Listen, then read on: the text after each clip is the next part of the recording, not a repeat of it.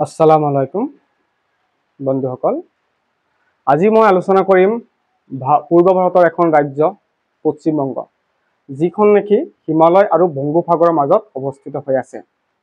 এই পশ্চিমবংগৰ বৰ্তমান মুখ্যমন্ত্ৰী হ'ল মমতা বেনাৰ্জী আৰু গভৰ্ণৰ হ'ল CB আনন্দ বোস। বৰ্তমান যিখন পশ্চিমবংগ আছে, এই পশ্চিমবংগখন কিন্তু আগতে পশ্চিমবংগ নাছিল। আগতে গোটেই অঞ্চলটোক একেলগে কি বুলি কোৱা হৈছিল? বংগ বুলি কোৱা হৈছিল। যিখন বংগ নেকি আজি দুভাগত বিভক্ত হৈ আছে, এটা হ'ল পশ্চিমবংগ নামে আৰু এটা হ'ল বাংলাদেশ নামে। এটা সময়ত এই দুইখন একে নামেৰে জনাজাত আছিল, সেইটো হ'ল বংগদেশ। আৰু এই বংগদেশৰ যিটো ইতিহাস আছিল, এইটো কিন্তু এই গুপ্তা পিৰিয়ডৰ পৰাহে জনা যায়। আৰু ব্ৰিটিছ চৰকাৰে কি কৰিছিল? ব্ৰিটিছ যিটো কোম্পানী আছিল, এইটো পোনপ্ৰথমে কলিকতাত আহি বসতি স্থাপন কৰিছিল। আৰু ব্ৰিটিছ ইণ্ডিয়া যিটো চৰকাৰ আছিল, এই চৰকাৰখনে কি কৰিছিল? এই কলিকতাত 1772 চনৰ পৰা 1911 চনলৈকে কি কৰিছিল? 1911 চনলৈকে কি আছিল? এইটো ৰাজধানী পাতিছিল কলিকতাত। কিন্তু ব্ৰিটিছ চৰকাৰে কি কৰিছিল? এই যিটো কলিকতা নামটো আছে, এইটো সিহঁতে ৰাখিছিল কেলকাতা বুলি। কিন্তু পশ্চিমবংগৰ যেতিয়া ভাৰত স্বাধীন হ'ল, পশ্চিমবংগৰ চৰকাৰ কি কৰিছিল? 2001 চনত এই কেলকাতা নামৰ পৰা কলকাতা নামলৈ পৰিৱৰ্তন কৰিলে ৰাজ্যিক চৰকাৰে। এইখিনি হ'ল তথ্য, আচল তথ্য। কিন্তু পশ্চিমবংগৰ আটাইতকৈ যিটো উৎসৱ, ডাঙৰ উৎসৱ, সেইটো হ'ল দুৰ্গা পূজা।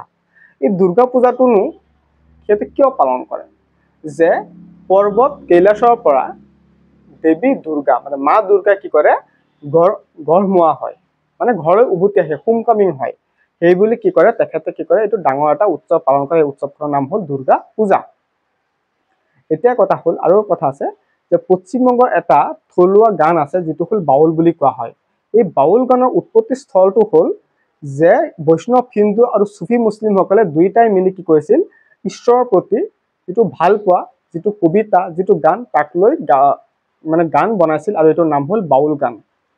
আৰু এটা কথা আপোনালোকে সকলোৱে জানে যে বেংগল টাইগাৰ্ছ জনাজাত আছে পশ্চিমবংগ। কিন্তু এই বেংগল টাইগাৰ্ছ সকলো সময়তে কিন্তু অকলশৰীয়া থাকি ভাল পায়।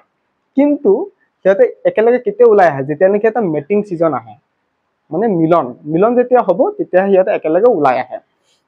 আৰু এটা কথা, এই পশ্চিমবংগৰ এখন জিলা আছে, জিলাখনৰ নাম হ'ল কোচবিহাৰ। এই কোচবিহাৰ জিলাখনে কি হৈছিল? 1950 চনৰ 1 জানুৱাৰী তাৰিখে কি কৰিছিল? পশ্চিমবংগৰ ৰাজ্যৰ লগত কি কৰিলে? সংযুক্ত হ'ল।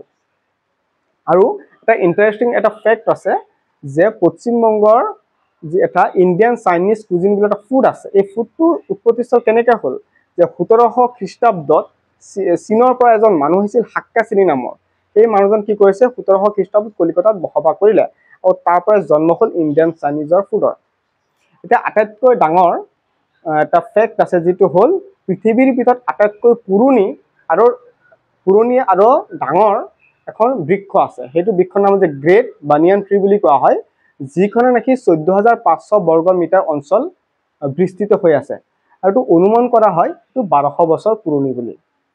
এই যি বৃক্ষখন কলকাতাৰ আচাৰ্য চন্দ্ৰ জগদীশ বোস বোটানিকেল গাৰ্ডেনত অৱস্থিত আছে। এইখিনি হ'ল মোটামুটি কথা, এইখিনি আপোনালোকক জনালো আজিলৈ এইখিনি।